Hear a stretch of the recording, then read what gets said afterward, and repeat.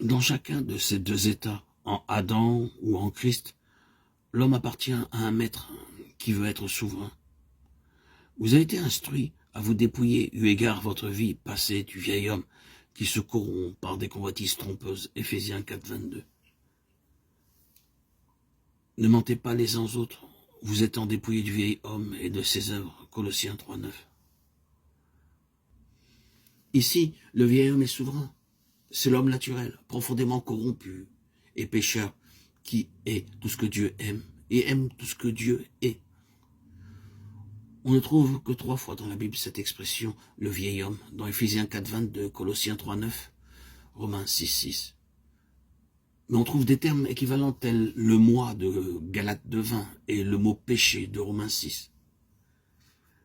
Par la chute d'Adam, le moi a usurpé la place qui revenait à Dieu.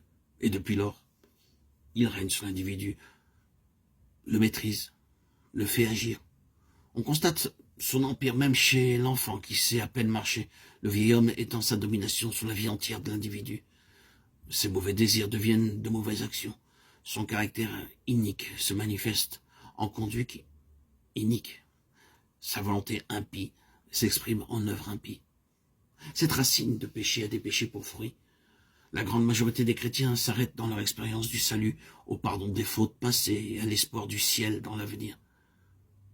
Pour le présent, ils sont semblables aux Israélites qui errèrent 40 ans dans le désert sans jamais jouir de paix ni de repos, sans parvenir à la terre promise. Ils ne reconnaissent pas que le vieil homme a encore sur eux un grand pouvoir.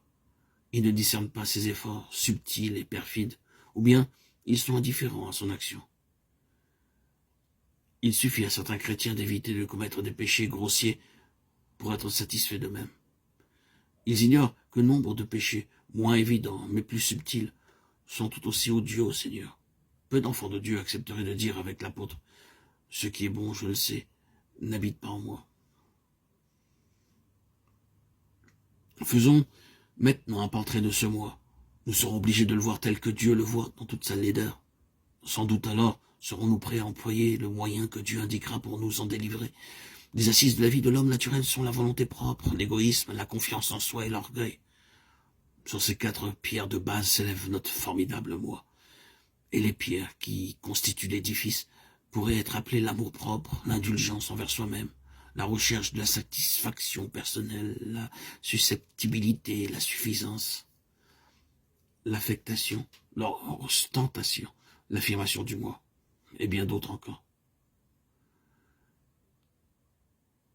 Cette description est-elle vraie ou non?